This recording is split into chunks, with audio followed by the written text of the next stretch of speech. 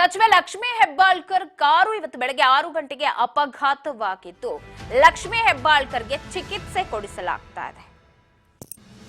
Car ಅಪಘಾತವಾಗಿದೆ. Lakshmi Hebbalkar ಅವರು ಎದ್ದಂತಹ car.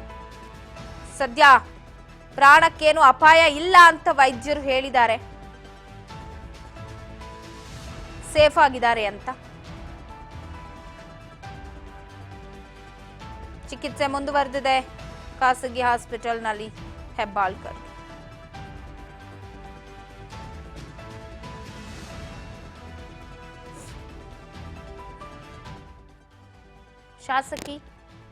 ಸಚಿವೆ ಲಕ್ಷ್ಮೀ ಹೆಬ್ಬಾಳ್ಕರ್ ಅವರು ಇದ್ದಂತಹ ಕಾರು ಅಪಘಾತಕ್ಕೆ ಈಡಾಗಿದ್ದು ಸದ್ಯ ಪ್ರಾಣಾಪಾಯದಿಂದ ಪಾರಾಗಿದ್ದಾರೆ ಹೆಬ್ಬಾಳ್ಕರ್.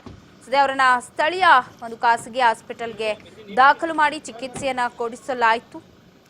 ಅದೃಷ್ಟವಶಾತ್ ಹೆಚ್ಚೇನೂ ಆಗಿಲ್ಲ ಹಾನಿ ಅಂತ ಹೇಳಲಾಗ್ತಾ ಇದೆ.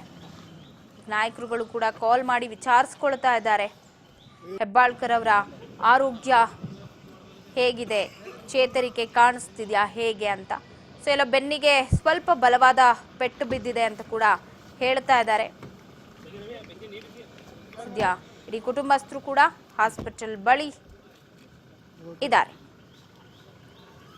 ಸಚಿವ ಲಕ್ಷ್ಮೀ ಹೆಬ್ಬಾಳ್ಕರ್ ಅವರ ಕಾರು ಅಪಘಾತಕ್ಕೀಡಾಗಿದ್ದು ತತ್ಕ್ಷಣಕ್ಕೆ ಅವರನ್ನ ಹಾಸ್ಪಿಟಲ್ ಒಂದಕ್ಕೆ ದಾಖಲು ಮಾಡಲಾಯಿತು.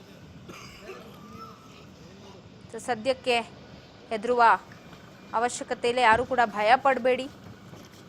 ಅವರ ಅಭಿಮಾನಿಗಳಾಗಿರಲಿ, ಅವರ ಅನುಯಾಯಿಗಳಾಗಿರಲಿ, ಯಾರು ಕೂಡ ಟೆನ್ಷನ್ ಮಾಡ್ಕೊಳ್ಬೇಡಿ ಅಂತ ಅವರ ಸುಪುತ್ರ ಮೃಣಾಲ್ ತಿಳಿಸಿದ್ದಾರೆ. ಸೊ ವೈದ್ಯರು ಕೂಡ ಮಾತನಾಡಿದ್ದಾರೆ. ಏನು ಹೇಳಿದ್ರು ಕೇಳ್ಕೊಂಡು ಬರೋಣ. ಬೆಳಗ್ಗೆ ಸಚಿವೆ ಲಕ್ಷ್ಮೀ ಹೆಬ್ಬಾಳ್ಕರ್ ಮತ್ತು MLC ಚಂದ್ರಶೇಖರ್ ಒಂದು ಕಾರಲ್ಲಿ ಬರ್ತಾ ಇರ್ಬೇಕಾದ್ರೆ ಬೆಳಗ್ಗೆ ಆಕ್ಸಿಡೆಂಟ್ ಆಯ್ತು.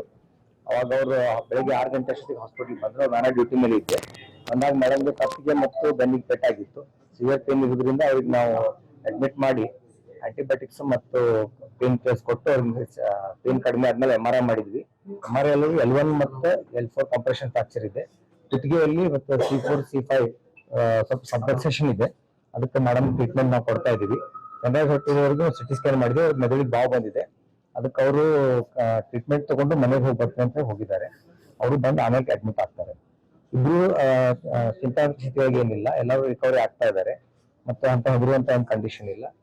ಅದಕ್ಕೆ ಟ್ರೀಟ್ಮೆಂಟ್ ಸ್ವಲ್ಪ ಆದ್ಮೇಲೆ ಮೇಡಮ್ ಆರಾಮಾದ್ಮೇಲೆ ಅವ್ರ ಮನೆಗೆ ಕಳ್ಸ್ಕೊಡ್ತೀವಿ. ವಂದನ ಮತ್ತು ಡ್ರೈವರ್ ಬೆಳಗ್ಗೆ ಬಂದಿದ್ರು. ನಾವು ಟ್ರೀಟ್ಮೆಂಟ್ ಮಾಡುವವರೆಗೆ ಅವ್ರು ಪೊಲೀಸ್ ಕಂಪ್ಲೇಂಟ್ ಕೊಟ್ಟು ಬರ್ತೀವಿ ಅಂತ ಹೋಗಿದ್ದಾರೆ. ಅವ್ರಿಗೆ ಮೈನರ್ ಇಂಜುರಿ ಬೆನ್ನೊಳಗೆ ಎಲ್ಬೋ ಕಂಪ್ರೆಷನ್ ಆಗಿದೆ, ಫ್ರಾಕ್ಚರ್ ಆಗಿದೆ.